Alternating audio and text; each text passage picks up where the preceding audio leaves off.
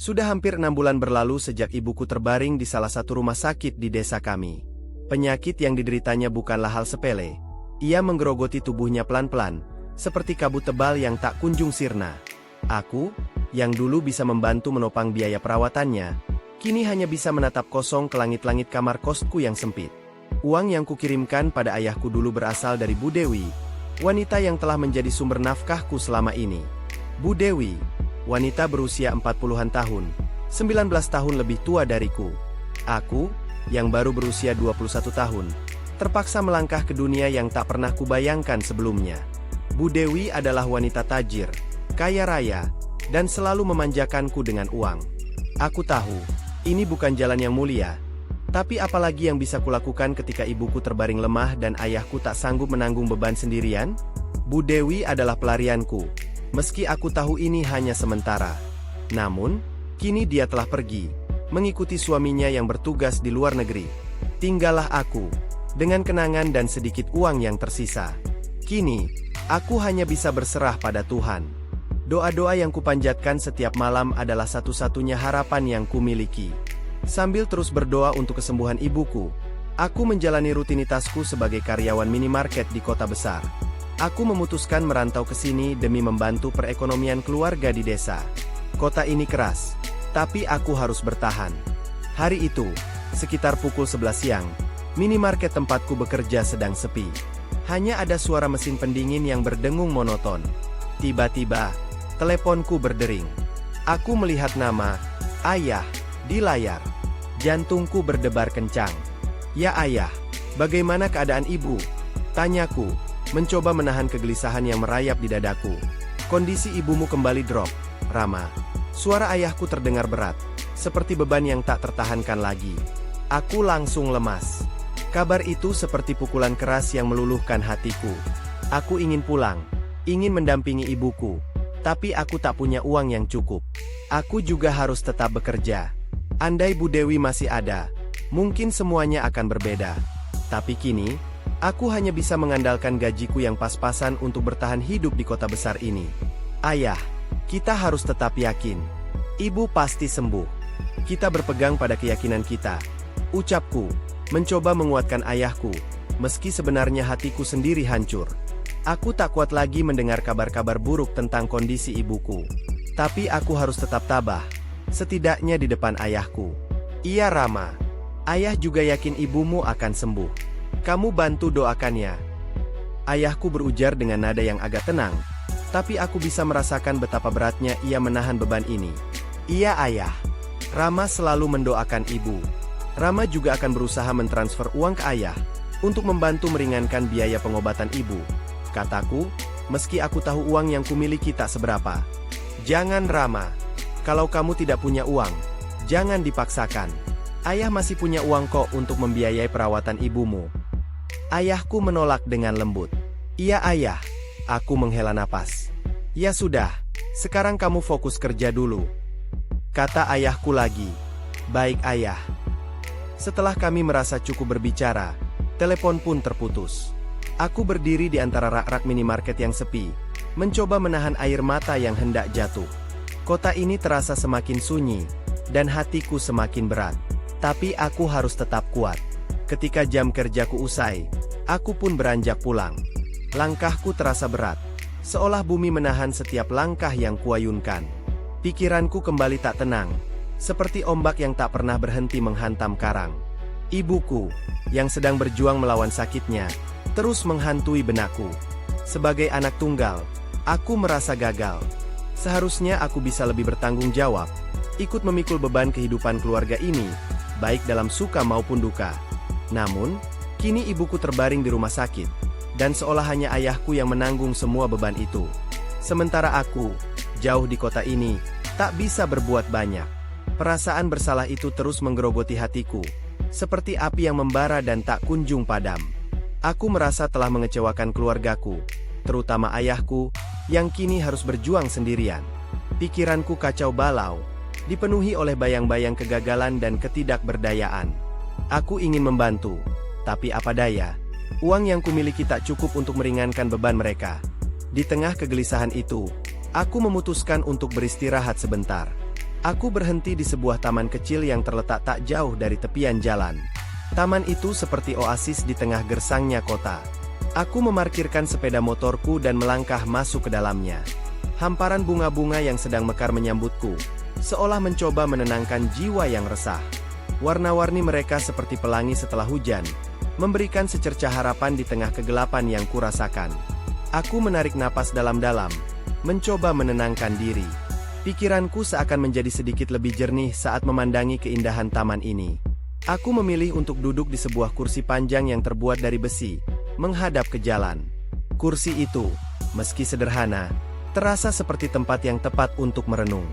Aku duduk di sana, membiarkan diriku larut dalam keheningan taman, sambil memandangi lalu lalang kendaraan di jalan raya. Di tengah kesunyian itu, aku mencoba mencari kekuatan untuk terus melangkah. Meski berat, aku tahu aku harus tetap berjuang. Untuk ibuku, untuk ayahku, untuk keluarga yang kucintai. Tak lama kemudian, mataku tertuju pada seorang anak kecil yang sedang berjalan menuju jalan raya. Dadaku berdebar kencang ketika kulihat mobil pick-up melaju kencang dari arah kiri. Anak laki-laki itu, yang tampaknya tidak menyadari bahaya, terus melangkah ke tengah jalan tanpa ragu. Tanpa pikir panjang, aku spontan berlari secepat mungkin. Tubuhku bergerak seperti ditarik oleh naluri untuk menyelamatkan. Aku meraih dan memeluk anak itu dengan erat, menariknya ke pinggir jalan tepat sebelum mobil itu melintas. Kami berdua terjatuh di tepian jalan, dengan posisi anak itu berada di atasku, terlindungi oleh tubuhku. Nafasku tersengal-sengal, jantungku berdegup kencang seperti drum yang dipukul tak beraturan. Mobil pick-up itu melaju tanpa menghentikan lajunya, seolah tak peduli dengan apa yang baru saja terjadi. Aku hanya bisa menatap kosong ke arah mobil yang semakin menjauh, sambil mencoba menenangkan diri. Dimas! Tiba-tiba, suara histeris seorang perempuan memecah keheningan. Aku menoleh ke belakang dan melihat seorang wanita berlari mendekat. Wajahnya dipenuhi kepanikan. Ya Tuhan, kamu nggak apa-apa sayang. Teriaknya sambil mengangkat dan memeluk anak itu erat-erat. Aku baru menyadari bahwa anak yang baru saja kuselamatkan itu bernama Dimas, dan wanita yang panik itu adalah ibunya. Dimas, yang masih terlihat syok, mulai merengek memanggil ibunya. Aku duduk di tepian jalan, kepala menunduk, mencoba menenangkan diri sambil merasakan lengan dan lutut kiriku yang mulai terasa perih. Ketika kuperiksa, ternyata lengan kiriku mengalami luka gores, dan setelah kugulung celanaku, lutut kiriku juga terluka. Rasa sakit itu terasa menusuk, tapi aku mencoba untuk tidak terlalu memikirkannya. Mas, makasih ya. Kamu sudah menyelamatkan anak saya. Ujar perempuan itu dengan suara yang lembut namun penuh rasa syukur. Aku mengangkat kepalaku, yang sebelumnya menunduk, dan menatapnya. Saat itulah aku menyadari sesuatu yang membuatku terkejut. "Burani," ucapku, tak percaya dengan apa yang kulihat. Rama? Balasnya, sama terkejutnya. Kami saling menatap, seolah tak percaya bahwa kami bertemu dalam situasi seperti ini. Ternyata, ibu dari anak yang baru saja kuselamatkan itu adalah Burani.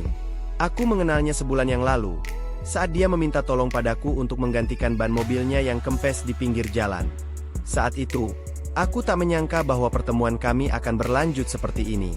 Dunia ini memang kecil, pikirku, sambil tersenyum kecil melihat Burani yang masih memeluk erat Dimas. Wajahnya bercampur antara rasa syukur dan kelegaan. Sekilas mataku tertarik pada penampilan Burani. Saat itu, dia mengenakan celana legging hitam yang pas di tubuhnya dan kaos pink sederhana yang justru membuat siluet tubuhnya terlihat menawan. Cahaya senja yang menyinari taman seolah mempertegas bayangan indah itu, membuatku tak bisa menahan diri untuk tidak memandangnya sejenak. Tapi aku segera menyadari bahwa pikiranku sedang melayang ke arah yang tidak seharusnya. Kamu terluka, Rama. Burani tiba-tiba bersuara. Nada prihatin terasa jelas dalam setiap katanya. Dia meraih tanganku dengan lembut, seperti seorang ibu yang sedang merawat anaknya. Yuk, duduk beristirahat di situ. Ajaknya sambil menunjuk ke kursi panjang di taman. Aku mengangguk, meski harus berjalan agak pincang karena rasa perih di lututku yang semakin terasa. Setelah kami duduk, Burani memeluk Dimas erat-erat dan berkata, Dimas sayang, ini Rama, teman ibu. Panggil aja Kak Rama. Tadi kamu hampir ditabrak mobil. Untung ada Kak Rama. Ayo, salam sama Kak Rama. Dimas, yang masih terlihat sedikit ketakutan, mengulurkan tangannya ke arahku. "Makasih, Kak," ujarnya dengan suara kecil. "Sama-sama, Dik," balasku sambil tersenyum, mencoba menenangkannya. Aku lalu menoleh ke Bu Rani dan bertanya, "Kok Ibu ada di sini? Apa rumah Ibu dekat sini?" Iya Rama, rumah ibu di seberang sana. Ibu memang sering jalan-jalan santai sama Dimas di taman ini. Tadi itu ibu sedang menerima telepon dari teman, jadi kurang perhatian sama Dimas yang mau nyebrang jalan. Jawab Bu Rani dengan nada menyesal. Kamu sendiri kok ada di sini? Apa rumahmu juga dekat sini Rama? "Saya tinggal di kos-kosan, Bu. Jauh dari sini. Kebetulan tadi saya pulang kerja. Pas lewat sini, saya ingin bersantai sebentar di taman ini," jelasku. Oh, gitu ya? Memangnya kamu kerja di mana Rama? Tanyanya penasaran. "Saya bekerja di minimarket, Bu," jawabku singkat. Bu Rani mengangguk. Lalu matanya tertuju pada luka di kakiku. Aduh, Rama, luka kamu di kaki dan tangan kayaknya butuh perawatan. Ujarnya dengan nada khawatir. "Gak apa-apa, Bu.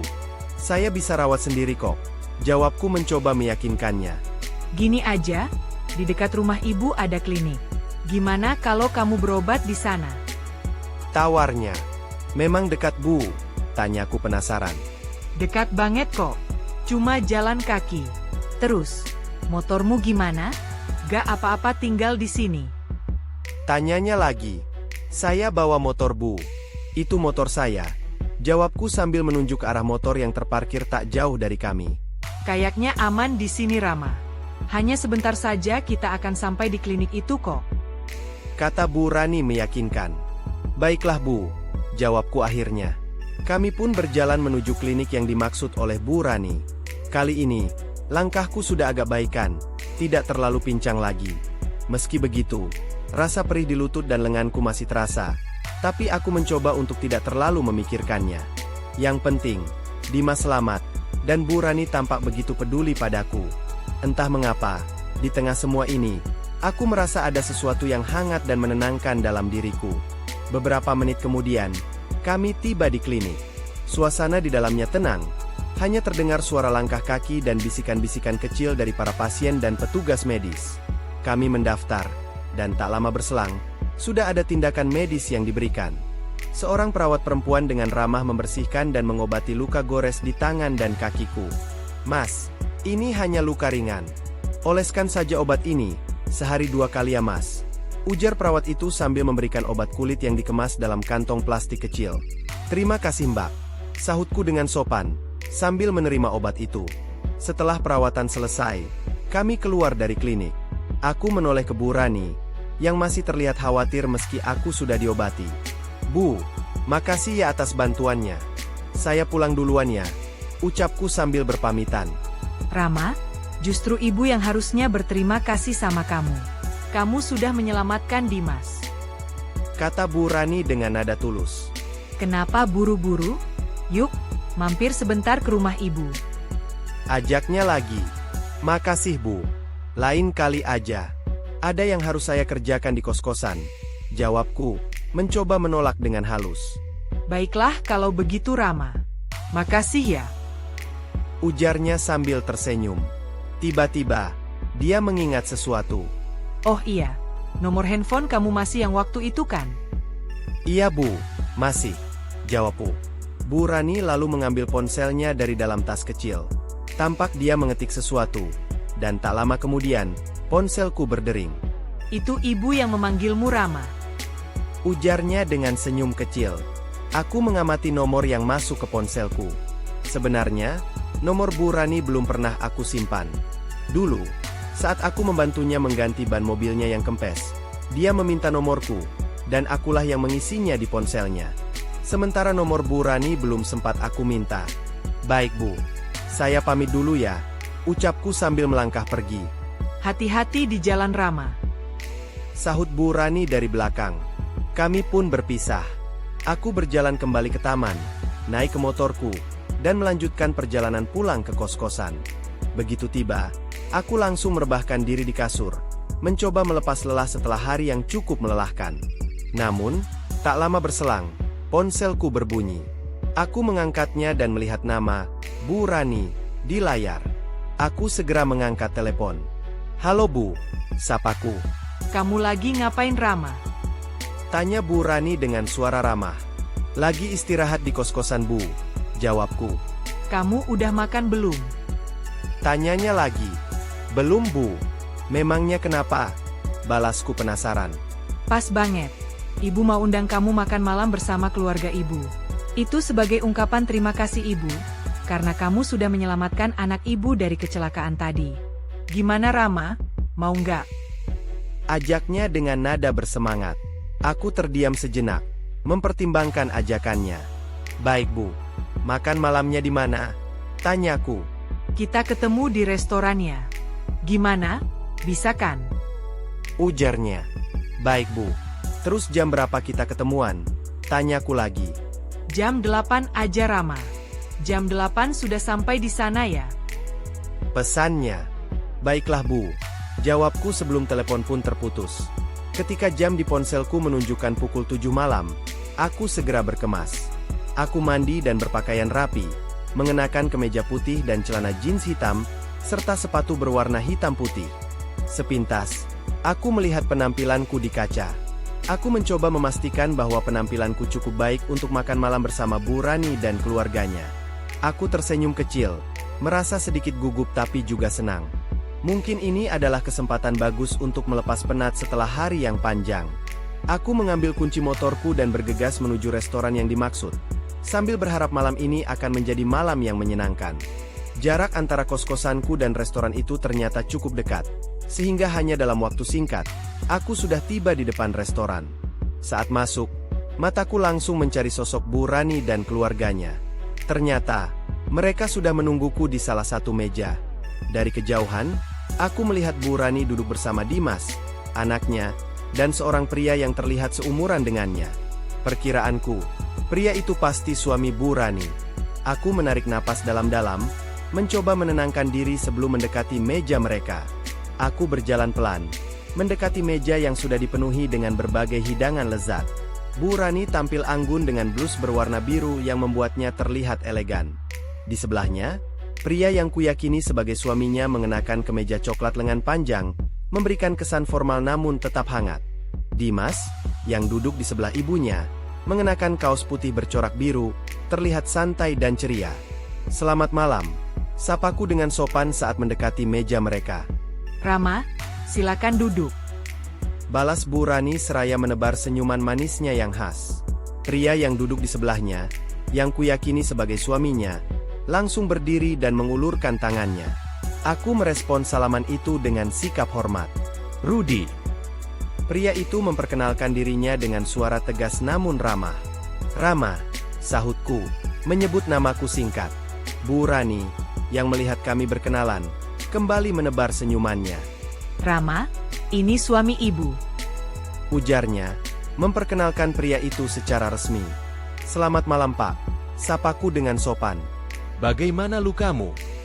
Tanya Pak Rudi langsung, nada suaranya penuh perhatian. "Udah baikan Pak, cuma luka lecet kok, bentar juga sembuh," jawabku sambil tersenyum kecil. "Bu Rani sudah ceritain semua tentang kamu, yang membantu Dimas, anak kami satu-satunya. Dimas akhirnya selamat dari kecelakaan itu," ujar Pak Rudi dengan nada serius, tapi terlihat jelas rasa syukur di matanya. "Itu sudah menjadi kewajiban kita sesama manusia, untuk saling tolong-menolong Pak," balasku dengan rendah hati. "Iya, benar itu Rama. Kita manusia harus saling bantu. Kami bisa membayangkan jika saat itu tidak ada kamu. Mungkin anak kami berakibat fatal akibat kecelakaan itu. Makanya kami berterima kasih banyak sama kamu Rama," lanjut Pak Rudi. Suaranya terdengar tulus. Iya Rama, sekali lagi, terima kasih banget. Sambung Bu Rani, matanya berkaca-kaca. "Sama-sama, Bu, Pak," ucapku, merasa sedikit tersentuh oleh ungkapan mereka. Oh iya, yuk kita makan Rama.